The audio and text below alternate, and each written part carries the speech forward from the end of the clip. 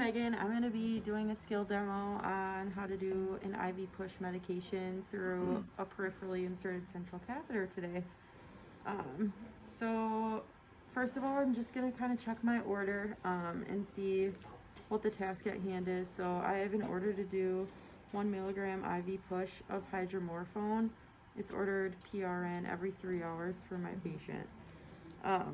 So I'm going to go to the PICC, get my medication, gather all my supplies.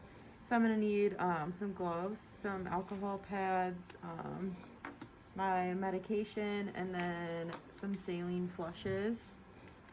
So I'm just going to kind of get things ready here. I'm going to get all the air out of my flushes and recap them just so they're ready for use.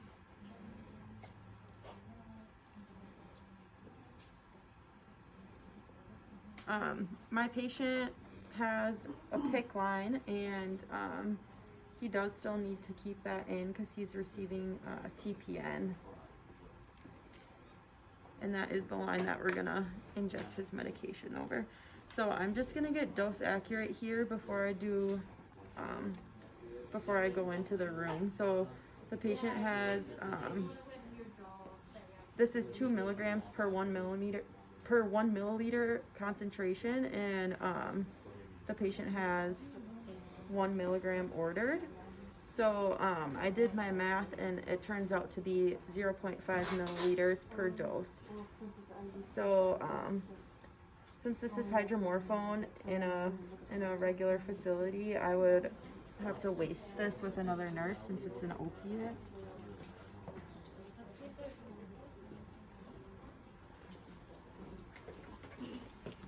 Okay.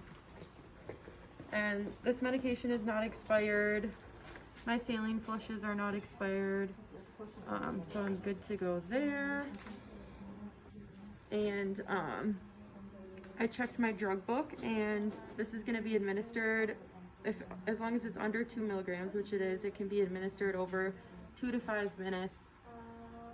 So I'll make sure that I'm injecting it slowly. So now I'm ready to go into the room and talk to the patient. So I'm going to walk in, wash my hands, provide for privacy. And then,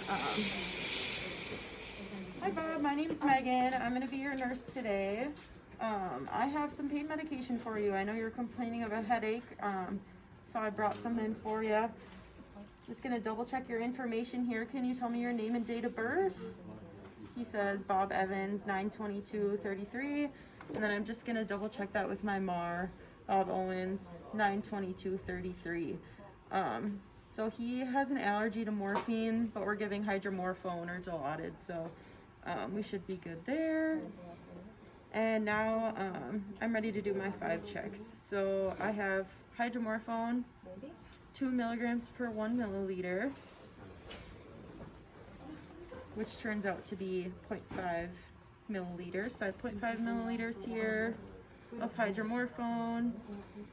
Bob Owens, 9/22/33, 9/22/33, hydromorphone, 0.5 milligrams, or 0.5 milliliters, I'm sorry, IV push every 3 hours for pain, and he has not had it in the last 3 hours.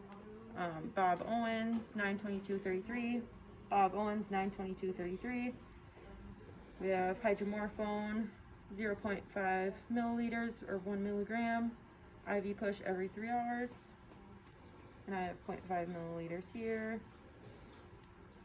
Bob Owens, 9/22/33, Bob Owens, 9/22/33. Hydromorphone, 1 milligram, 0.5 milliliters. And I have 0.5 milliliters. Okay, so now I'm sure that I'm dose accurate. So I'm just gonna wash my hands, and I'll put some clean gloves on. I already have gloves on, so I'll just use these. And first I'm gonna just cleanse the hub per agency policy for 15 seconds. And I'm gonna try to keep this as sterile as possible, and then I'll cleanse with alcohol in between each flush. So I'm just gonna flush my line with saline first. I'll undo my clamp, and I can just, I'll push this at a slow rate, but there's no specific prescribed rate since this is just normal saline. Okay, so the line is flushed. There's no signs of infiltration, discoloration, dislocation at all. I would have checked that before I started injecting. Okay, and then I'll cleanse with alcohol again. Okay, and then I'll attach my medication, and I'm gonna inject this very slowly over 2 to 5 minutes. So we'll just say that this has been 2 to 5 minutes. While I'm injecting this, I'm gonna ask my patient if he's feeling dizzy, short of breath, any different at all, and he's feeling okay throughout the procedure. I'm gonna wanna kind of explain to him the side effects and be really clear about that, just so that he knows what to expect and that he can verbalize understanding of what the medication might do to him, and that way I know that he can let me know if he's having a change in status or if he feels any different. So like I explained to him the side effects of the medication, he's gonna wanna, he does express understanding, and he told me that he will be sure to let me know if he's feeling short of breath, or he knows to call me if he needs to get up out of bed because now he's at risk for falls.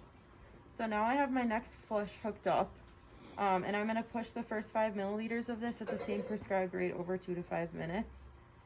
So I'm just gonna inject the first 5 as slowly at the same rate that I did my medication. Since this medication's still on the line, I wanna do this at the prescribed rate. So I did the first 5 milliliters, and now I can just push without regard to rate. Okay, so the second flush is in, or the first flush is in, I'm sorry. And then I'll cleanse with alcohol again. And then with this last flush, since this is a PICC line, I'm gonna use the pulse technique just to make sure that we're getting that long catheter cleared out. So.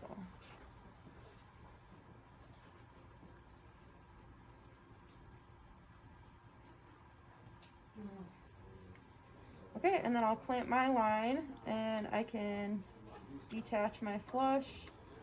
I can put like a Kyros cap or something over that if that's available to me.